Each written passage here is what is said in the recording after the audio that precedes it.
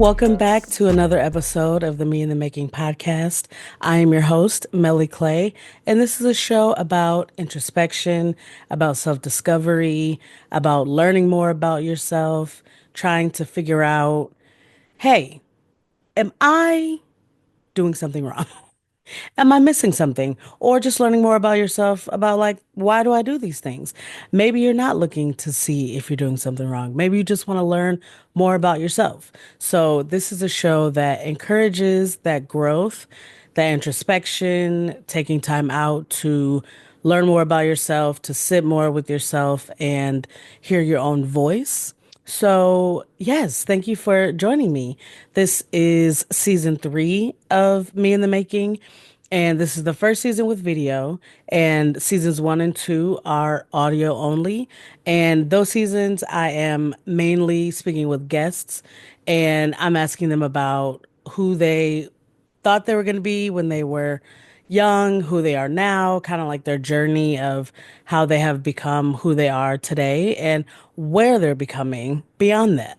So, seasons 1 and 2 are wherever you get your podcasts in an audio form. So, it might be Spotify or Apple Podcasts or Pocket Casts or maybe iHeartRadio, et cetera, et cetera. Wherever you get your podcasts, you can listen to seasons 1 and 2 there. And also seasons 3. If you are not big on video, you can listen just via audio. But if you want to watch the video, come over to YouTube. The link is in the show notes and you can see me there. So, yeah, season 3 will have episodes where I am solo, and I'll also have episodes where I have guests on the show. So, today's episode is a solo episode, and in the solo episodes, I kind of dig into some things that I've been learning about myself, that I've been growing from or discovering. It might be something personal, it could be something in pop culture, it could be it could be a myriad of things, really, truly and honestly. And I like to use this time to work through things aloud as well. And I love that I have you along. And maybe I'll encourage you to think more about something that you would like to do or learn more about yourself or venture off into. So today's episode is about this amazing opportunity that I had the chance to go on earlier this year, earlier in 2025. And so let me tell you a little bit about my background. I got a creative writing degree in undergrad, a bachelor's, they call it. I got a bachelor's degree in creative writing. And this was, gosh, many, many moons ago. And typically, what jobs people usually go into if they have a creative writing degree is maybe they will go on to get their master's, maybe they want to teach, maybe they want to get their PhD and write professionally if they are so lucky to do so. And I did not want to teach. That is just not in my wheelhouse. A lot of people in my family are teachers, but that is not something that I am blessed with or gifted with. And I revere highly those people in my family who are teachers because we need them, but you don't want your girl out there trying to teach these children. It's going to be bad for everyone around. But anyway, I didn't want to become a teacher and I did not want to do a lot of additional schooling to like get a master's degree or a PhD, et cetera. That wasn't really something that I was interested in. So, but I was thinking I fell in love with playwriting. And I decided to move to Chicago. And one of the reasons why I wanted to move to Chicago after undergrad was because I wanted to get into the theater here, the theater world, playwriting, etc., here in Chicago. And that is actually something that I never really delved into professionally. Who knows why? Maybe I'll dig into it with my therapist, but that just simply wasn't the avenue that I chose to follow.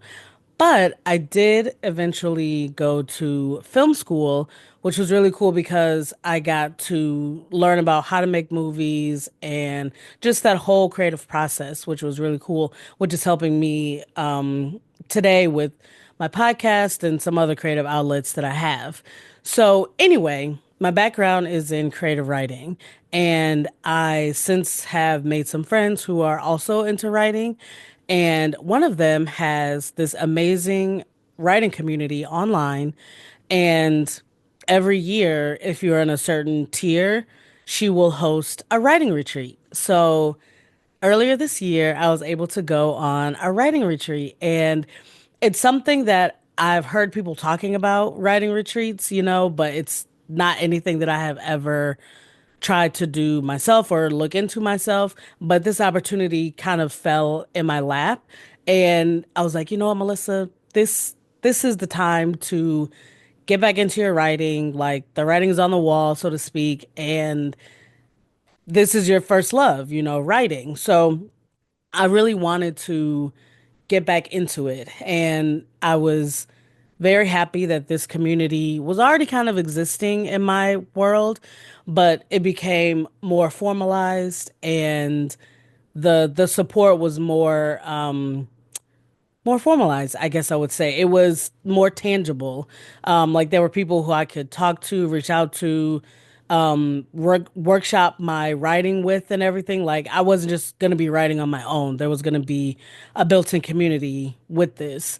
So there are some things that I had been working out in my life personally. I've mentioned on this podcast before in season two, episode one, where I'm talking with one of my very best friends, Teke, and she was interviewing me, asking me about, how I even came about to like launch this podcast. And I was mentioning things along the lines of, some things that were happening with my church family at the time.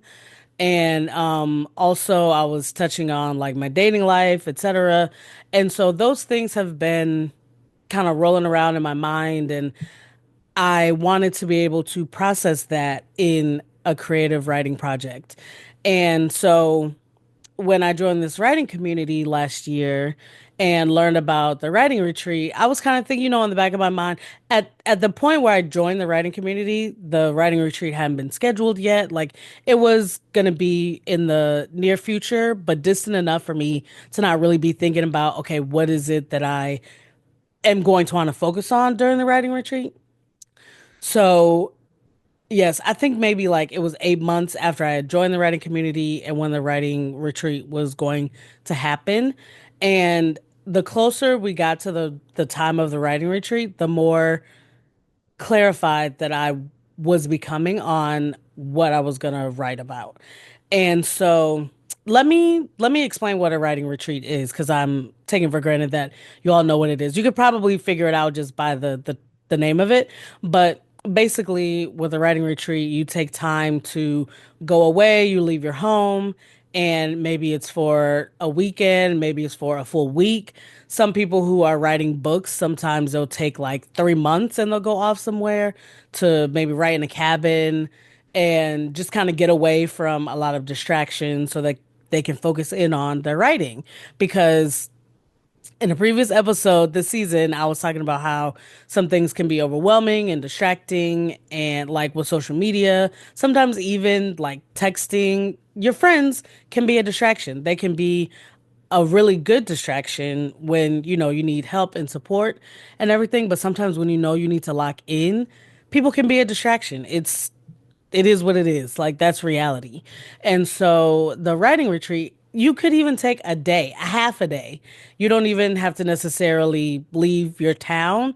Maybe you go to maybe you could go to a hotel and in their lobby, maybe it's quiet and you could just sit there and write for 3 hours and, do something like that where you don't have to spend a lot of money to like go away. Maybe you don't have the luxury to be able to leave your house for days at a time. So maybe that's something that you could kind of do just to separate yourself a little bit from the distractions of everyday life. Put your phone on D&D, put it on focus, whatever you need to do in order to really lock in. Anyway, I'm getting a little bit ahead of myself. So this retreat that we were going to go on was going to be for 2 nights, 3 days, and I was going to be traveling away from my home. And I was very excited about this because, like I said, I have a degree in creative writing, and a lot of my classes were workshop based. So you would write whatever the assignment was, or maybe you had the freedom to choose whatever you were going to write on, and you would do that, and you could bring it to class, and people would read your writing in that class, and then they would give you feedback, aloud with everyone listening and watching, and you're taking it in. You're getting a lot of different perspectives on the things that you have written, and I found that to be very constructive for me. And of course, you might be thinking, wait a minute, someone's going to read my writing, say it back to me, what they're thinking with everyone else watching and listening. Like, you might be thinking that's a little bit too much. I feel exposed. It's kind of a lot. And I do agree that that can be true. But I think it depends on what your perspective is going into it. Like if you're, I'll just say my perspective in it was that this was like I'm getting this for free. I don't have to pay someone to edit this and come back to me with their feedback. I can take it with a grain of salt. Maybe if they're not really understanding what I'm trying to convey, that's really good feedback too. Like, okay, I need to restructure some things in order to make it more clear what I'm trying to present. You know what I mean? Like if people are kind of, I don't know what's going on here, make it more clear. Or if it's going in a direction that you don't want to go in, that, if six people are saying something that they picked up out of what you got and that really wasn't what you're trying to do, rework it, figure it out.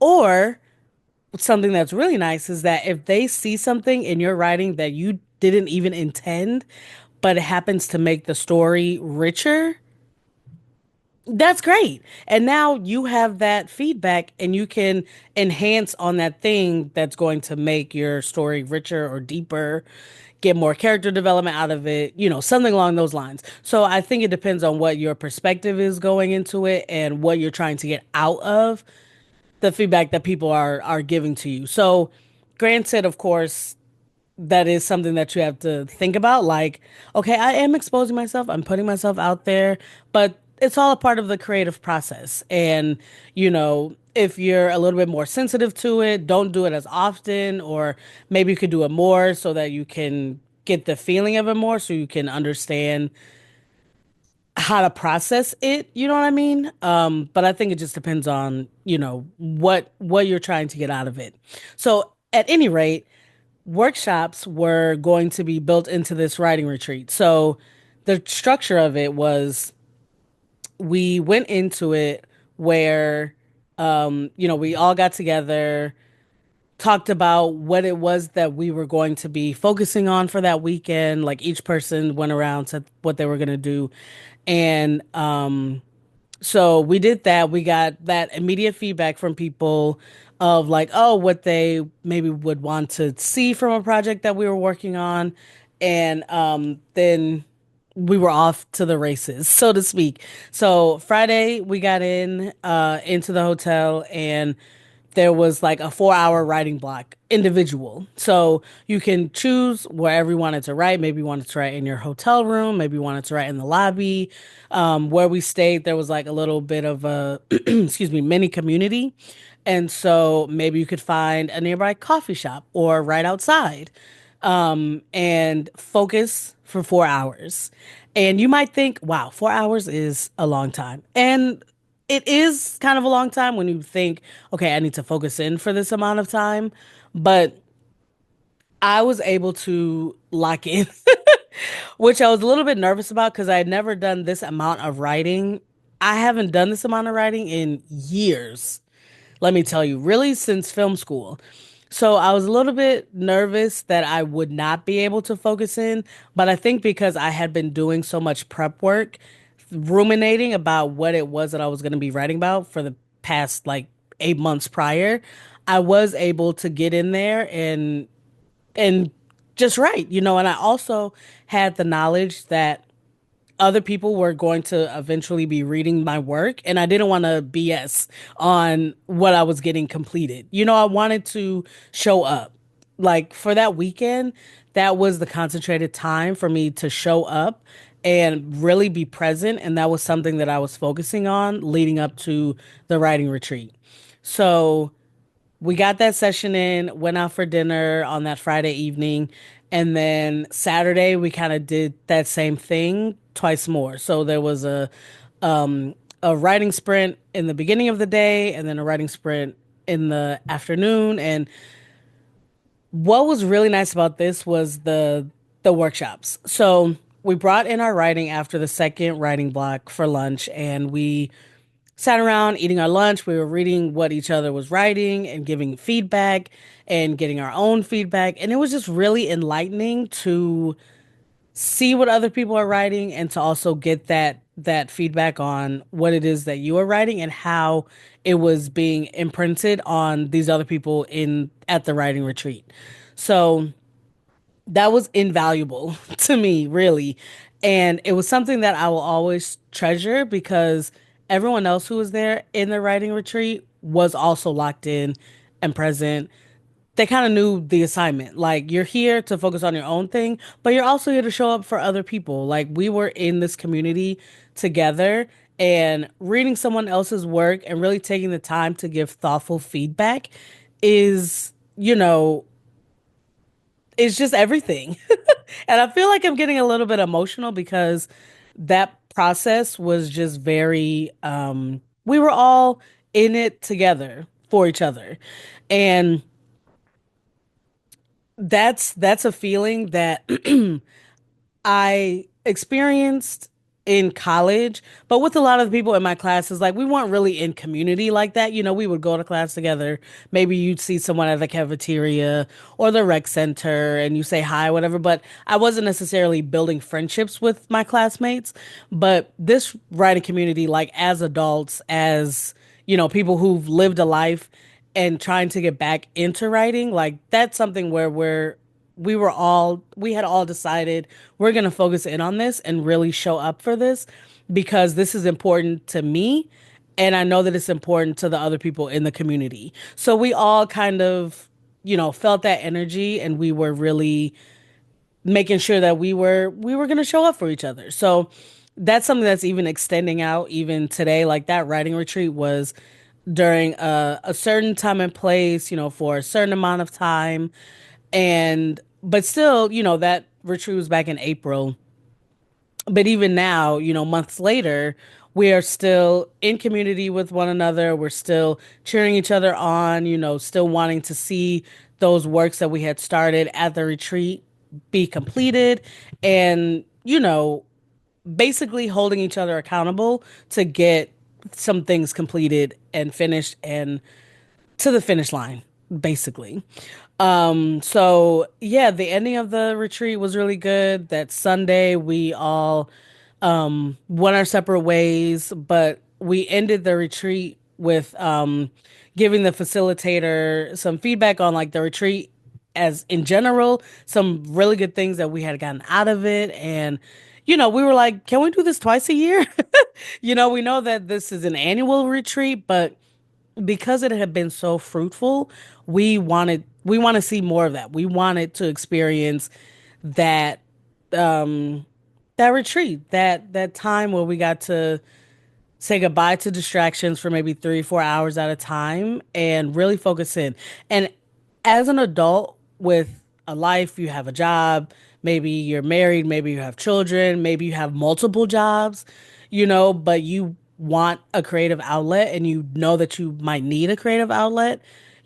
Taking that time, knowing that you have, okay, I have these 2, 3 days where I'm going to go off, I'm going to see this community, I'm going to focus in, you'll really get an amazing running start on the projects that you're working on and to hopefully be able to see it through to the end. And that's something that as I don't know if it's me as an Aries, I don't know if it's me as someone who can be kind of impatient sometimes. There are many projects that I have started that I haven't seen all the way through. And the story that I started writing at the writing retreat, I'm determined to see it through and finish it. And that writing retreat really gave me an amazing runway to like run and get a lot off the board. Like I think collectively, I want to say collectively we wrote like 20,000 words, I think, all together. And that's just something that was just so amazing. Like we created 20,000 words in stories and blog posts. You know, we were creating worlds. And I just think that that is something that's really very invaluable for me. And yeah, I'll treasure it forever. And I can't wait until the next writing retreat. So I definitely encourage you if you have a creative outlet to make the time. You can't take the time because the time's not just going to be sitting there for you, waiting for you to tap in. You have to make the time because we're all very busy. We all have so many different things going on in our lives. But if you have something that you are saying is important to you, make the time to focus in on that thing and get it done because in the end it's for you.